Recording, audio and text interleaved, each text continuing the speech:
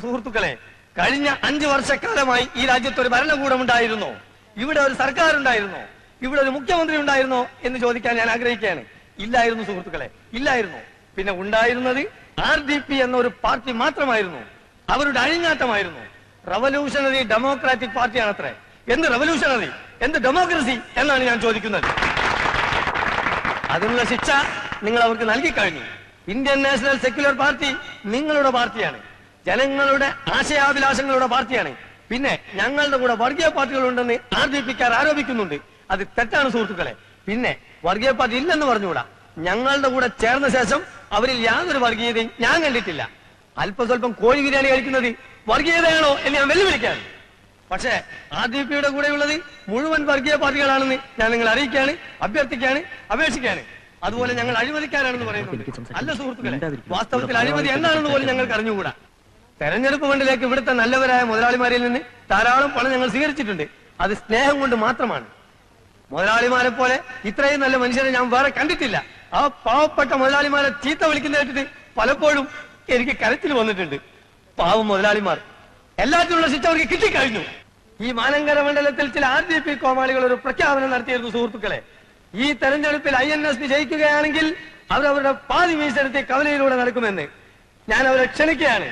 നാണവും മാനവും ഉളുപ്പും അല്പമെങ്കിലും തീണ്ടിയിട്ടുണ്ടെങ്കിൽ, വാക്കിന് വിലയുണ്ടെങ്കിൽ ഇങ്ങോട്ട് വരൂ, മീശ എടുക്കൂ, എടുക്കണ മീശ എന്ന് ഞാൻ ആജ്ഞാപിക്കുകയാണ്, അഭ്യർത്ഥിക്കുകയാണ്, അപേക്ഷിക്കുകയാണ്.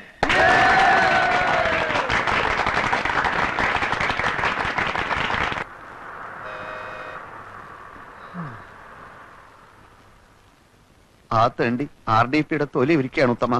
സഹിക്കല്ലാതെ എന്ത് ചെയ്യാ? അവര് ജയിച്ച പാതി മീശ എടുക്കാന്ന് പറഞ്ഞത് കോട്ടപ്പള്ളിയല്ലേ? അതെ, ഇങ്ങനെ ഒരു വിധി എഴുത്തുണ്ടാകുമെന്ന് സ്വപ്നത്തിൽ പോലും വിചാരിച്ചല്ലോ. എന്താ ഉത്തമ ജനങ്ങൾ നമ്മളോട് ഇങ്ങനെ പെരുമാറിയത്? അതേ, ഒരു പാർട്ടിയിലും പെടാത്ത നിഷ്പക്ഷമതികളായ കുറെ ജനങ്ങളുണ്ടല്ലോ, ആ തെണ്ടികളായി ഇത്തവണ നമ്മളെ പറ്റിച്ചത്. നമ്മുടെ ഗവൺമെന്റ് എന്തൊക്കെ ജനങ്ങൾക്ക് കൊടുത്തു? കൂടുതലും വാഗ്ദാനങ്ങളാ കൊടുത്തത്. ഉത്തമ, നമ്മുടെ പാർട്ടിയെ നമ്മൾ തന്നെ വിമർശിക്കരുത്, അതും ഇന്നത്തെ ചുറ്റുപാട്. ഞാൻ ആലോചിച്ചപ്പോ ഒരു കാര്യം തോന്നിപ്പോവാണ്. എന്തേ? ജനങ്ങൾ സമ്പൂർണ്ണ സാക്ഷരത നേടിയതാണ് നമുക്കടിയായത്. എങ്ങനെ? സാക്ഷരത നേടിയപ്പോ ജനങ്ങൾക്ക് വിവരം വന്നല്ലോ. അതുകൊണ്ടാണോ ഇത്തവണ അവർ നമുക്ക് വോട്ട് ചെയ്യാത്തത് എന്നാണ് എന്റെ സംശയം. അത് ശരിയാ, ജനങ്ങൾക്ക് നല്ല ബുദ്ധി വന്നാ പിന്നെ അവരെല്ലാ പാർട്ടിക്കാരെയും കല്ലെറിഞ്ഞ് കൊല്ലാനിടയുണ്ട്. മറ്റു സംസ്ഥാനങ്ങളിലൊക്കെ എന്ത് സുഖ, സിനിമാ നടനോ നടിയോ ആരെ വേണമെങ്കിലും അവർ ജയിപ്പിക്കും. കാരണം അവിടെ സാക്ഷരതയില്ല, വീരാരാധന മാത്രമല്ലേ ഉള്ളൂ. അതൊക്കെ പോട്ടെ, ചില്ലറ വല്ലതുണ്ടോ പരിപ്പുടക്കും ചായക്കും? എല്ലാം തീർന്നില്ലേ? തെരഞ്ഞെടുപ്പ് കഴിഞ്ഞ പിന്നെ വീട്ടിൽ കയറിയിട്ടില്ലല്ലോ, പിന്നെ ഇവിടുന്ന കാശ്. എന്റെ അനുജനുണ്ടല്ലോ, ആ അലവലാതി അവിടെ നിന്നോണ്ട് എന്നെ നോക്കി ചിരിക്കുക.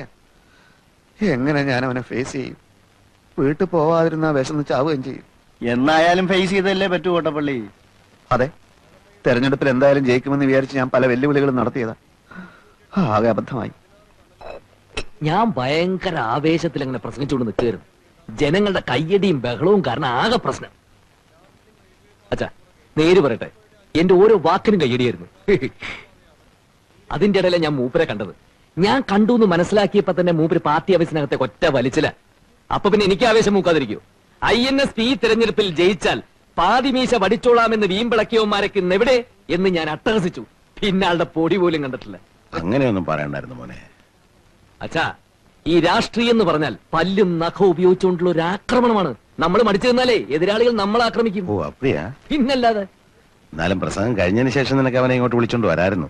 നന്നായിരിക്കും. ഈ കവർ കിട്ടുകൊണ്ട് ഞാൻ അവരുടെ ഓഫീസിലേക്ക് കയറി ചെന്നാലേ വളരെ നന്നായിരിക്കും. പ്രവേട്ടം വരുന്നുണ്ട്. എവിടെ? പിൻവശത്തോടെ വരുന്നേ. മുൻവശത്തൂടെ വരാൻ ധൈര്യം കാണില്ലല്ലോ. നീ ഒന്നും മിണ്ടാതിരുന്നില്ലെങ്കിലുണ്ടല്ലോ. മോള് പോയി പ്ലേറ്റ് എടുത്തോണ്ട് വാ.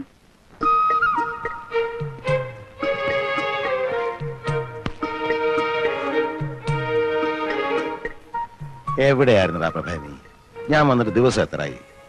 കയറി വാ, വന്ന് ഊണ് കഴിക്ക.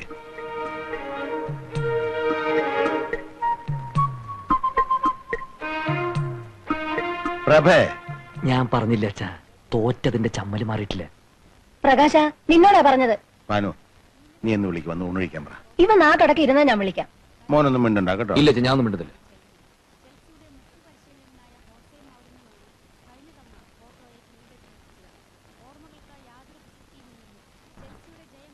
എടാ, 4 മാസം കഴിഞ്ഞ് കാണുകല്ലേ നീ നിന്റെ അച്ഛനെ. ഒരു വാക്കുപോലും മിണ്ടാൻ വയ്യായിരുന്നല്ലേ? എണീറ്റ് വാ, അച്ഛൻ വിളിക്കുന്നു. മറ്റവൻ അവിടെ നിന്ന് എഴുന്നേറ്റ് പോയതിനു ശേഷം ഞാൻ വരാം. മറ്റവനോ? പ്രകാശൻ നിന്റെ അനുജനാ. അനുജൻ അവൻ എന്റെ പ്രതിയോഗിയാണമ്മേ. പ്രവേ, നിന്നോടാ പറഞ്ഞത്. വയസ്സുകാലത്ത് അച്ഛനെ നിങ്ങൾ വിഷമിപ്പിക്കരുത്. ഞാൻ വരാം, പക്ഷെ അവൻ എന്നോട് ഒരു അക്ഷരം മിണ്ടാൻ പാടില്ല. തെരഞ്ഞെടുപ്പിനെ പറ്റിയോ എന്റെ മീശയുടെ കാര്യോ അങ്ങനെ വല്ലതും പറഞ്ഞാൽ എനിക്ക് സമനില തെറ്റും. നിന്നോട് മിണ്ടാൻ പാടില്ല എന്ന് ഞാൻ പറഞ്ഞിട്ടുണ്ട്. എണീറ്റ് വാ.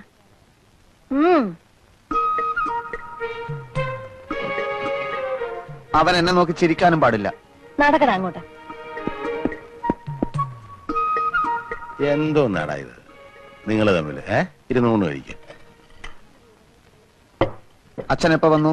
ഓ മഹാഭാഗ്യം, ഇപ്പോഴെങ്കിലും നിന്റെ ശബ്ദം ഒന്ന് കേട്ടല്ലോ. അവൻ ഇച്ചിരി മീൻകുളം പോട്.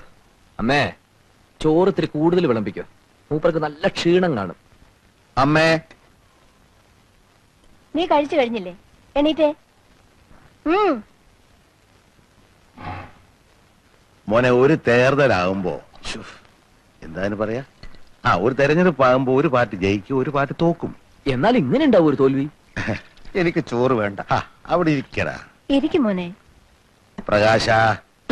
ഇല്ലച്ചാ, ഞാനൊന്നും മിണ്ടുന്നില്ലേ. ആരും അത്ര നകളിക്കൊന്നും വേണ്ട. IMF നമ്മളെയൊക്കെ ഇപ്പൊ അറസ്റ്റ് ചെയ്യാൻ വരും. എന്തിന്? ഇന്റർനാഷണൽ മോണിറ്ററി ഫണ്ട് നമ്മുടെയൊക്കെ തലയെണ്ണി കടം വാങ്ങിച്ചിരിക്കല്ലേ അച്ഛാ? അച്ഛാ, ഇവിടെ ആരും ആരെയും അറസ്റ്റ് ചെയ്യാനൊന്നും പോകുന്നില്ല. IMFകാർക്ക് ഞങ്ങൾ കൃത്യമായിട്ട് പലിശ കൊടുക്കുന്നുണ്ടല്ലോ. അതിന് ടൺ കണക്കിന് സ്വർണം വിദേശത്ത് കൊണ്ടുപോയി പണയം വെച്ചില്ലേ? അതില് ഭരണഘടനാ വിരുദ്ധമായിട്ട് ഒന്നുമില്ലല്ലോ. ഇത്ര സ്വർണം വിദേശത്ത് നിക്ഷേപിക്കാമെന്ന് വ്യവസ്ഥയുണ്ട്. വ്യവസ്ഥ ഇങ്ങനെ പോയാൽ നാളെ നമ്മുടെ പാവപ്പെട്ട സഹോദരിമാർക്ക് കല്യാണം കഴിക്കാനും കഴുത്തിലണിയാനും ആഭരണങ്ങൾക്ക് വിദേശത്ത് പോകേണ്ടി വരുമല്ലോ. അച്ഛാ, അങ്ങനെ നിർബന്ധമുള്ളവർ പോയി മേടിക്കട്ടെ. പിന്നെ രൂപയുടെ മൂല്യം കുറച്ചത് കാരണം ഇവിടെ സാധാരണക്കാരായ ജനങ്ങൾ പൊറുതിമുട്ടിയിരിക്കുകയാണ്. അതറിയോ അച്ഛന്? ഞാൻ കേട്ടു. അച്ഛാ, മൂല്യം കുറച്ചത് നല്ലതിന്. അതിനനുസരിച്ച് ഇവിടെ ഡോളർ കുന്നുകൂടും, വ്യവസായശാലകൾ ഉയരും. 5 വർഷം കൊണ്ട് നമ്മുടെ രാജ്യം ഒരു ഹരിത സ്വർഗ ഭൂമിയാവും. 6 മാസം കൊണ്ട് ഈ ഗവൺമെന്റ് മൂക്കും കുത്തി താഴെ വീഴും. വായും പൊളിച്ചിരുന്നാ മതി. അങ്ങാടി തോറ്റന് അമ്മയുടെ അടുത്ത് കുതിര കയറുന്നതിന്. പ്രകാശ, അമ്മയൊന്നും ഉണ്ടായിരുന്നേ. ഞങ്ങൾ ജയിച്ചതേ ജനങ്ങൾക്ക് ഞങ്ങളെ വേണമെന്നുള്ളതുകൊണ്ടാ. ഓ പിന്നെ വലിയ ആനക്കാര്യങ്ങളാണല്ലോ നിങ്ങൾ ചെയ്തു കൂട്ടിയത്. നിക്കാരഗ്വയിലെ ഒട്ടേകയെ പുറത്താക്കി കുത്തക മുതലാളിമാരായ അമേരിക്ക ഒരു പാവ ഗവൺമെന്റ് സൃഷ്ടിച്ചു. റുമേനിയയിലും മറ്റൊന്നല്ല സംഭവിച്ചത്. ജർമ്മനിയെ നിങ്ങൾ തകർത്തു. പക്ഷെ വിയറ്റ്നാമിലെയും കംബോഡിയയിലെയും വടക്കൻ കൊറിയയിലെയും ജനങ്ങൾ ഞങ്ങളുടെ ആവേശമാണെന്ന് നീ മനസ്സിലാക്കി. ഇവിടുത്തെ കാര്യം പറയുമ്പോ എന്തിനാ അന്താരാഷ്ട്രത്തിലേക്ക് ഓടുന്നത്? മനുഷ്യന്റെ കഥ എല്ലായിടത്തും ഒന്നാണടാ. ഇന്റർനാഷണൽ പൊളിറ്റിക്സിനെ പറ്റി ഒന്നും അറിയില്ലെങ്കിൽ ചിലക്കാതെ ഒരിടത്തിരുന്നോ? അറിയില്ലെന്നോ? ചോദിക്ക്, ഞാൻ പറയാം. ഹംഗറിയിൽ എന്ത് സംഭവിച്ചു? മൂരാച്ചി എന്ന് മുദ്ര കുത്തപ്പെട്ട് 40 കൊല്ലം കുറ്റവാളിയായി ശവപ്പെട്ടി കിടന്ന നേതാവിനെ സത്യം മനസ്സിലാക്കിയ ജനങ്ങൾ പുറത്തെടുത്തുകൊണ്ട് ആദരിച്ചില്ലേ മനുഷ്യ? ഇനിയും ചോദിക്ക്, പറയാം. പോളണ്ടിൽ എന്ത് സംഭവിച്ചു? പോളണ്ടിനെ പറ്റി നീ ഒരക്ഷരം മിണ്ടരുത്, എനിക്കത് ഇഷ്ടമല്ല. സോളിഡാരിറ്റിയും ലാവലേസും കൂടി കുതിച്ചു കയറി അടിയറവ് പറയിപ്പിച്ചില്ലേ?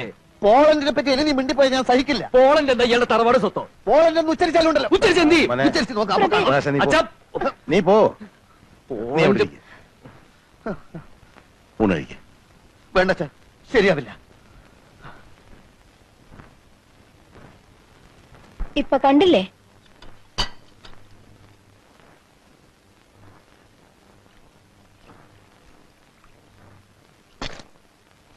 പാനുവേ, ഇപ്പൊ എനിക്കെല്ലാം മനസ്സിലായി. പ്രഭാകരനെയും പ്രകാശനെയും കുറിച്ച് നീ ഓരോന്ന് പറയാനുള്ള കാരണം എനിക്ക് പിടികിട്ടി. എന്താ? അവര് പറയുന്നൊന്നും മനസ്സിലാക്കാനുള്ള അറിവ് നിനക്കില്ല. അത് തന്നെ എനിക്കും അതില്ലെന്ന് കൂട്ടിക്കോ. പക്ഷെ ഞാനും നീയുമായിട്ടൊരു ചെറിയ വ്യത്യാസമുണ്ട്. ഞാൻ ലോകം ഒരുപാട് കണ്ടവനാ. ഉശിലംപെട്ടി സ്റ്റേഷനിലൂടെ കടന്നു പോയിട്ടുള്ള ട്രെയിനില് എത്ര മഹാന്മാർക്ക് ഞാൻ പച്ച സിഗ്നൽ കാണിച്ചിട്ടുണ്ടെന്നറിയാവോ? ഇവന്മാർക്ക് അങ്ങനെ സിഗ്നലൊന്നും നിങ്ങൾ കാണിക്കണ്ട. തെരഞ്ഞെടുപ്പെന്നും പറഞ്ഞ് ഇവിടെ രണ്ടുപേരും കൂടെ കാട്ടിക്കൂട്ടിയ പൂലൊന്നും നിങ്ങൾക്കറിയില്ലല്ലോ. ഓ എടീ, ഇനിയുള്ള കാലം നമ്മൾ രണ്ടുപേരും പ്രഭാകരന്റെയും പ്രകാശന്റെ അമ്മയും അച്ഛനുമായിട്ട് അടുത്ത് ചുമ്മാ ഇരുന്നാ മതി. അവിടെ ഇപ്പോഴത്തെ പോക്ക് കണ്ടാ അറിയാം അവർ പെരിയ ആൾക്കാരാകുമെന്ന്. എന്റെ മക്കളെല്ലാം പെരിയവരാകും.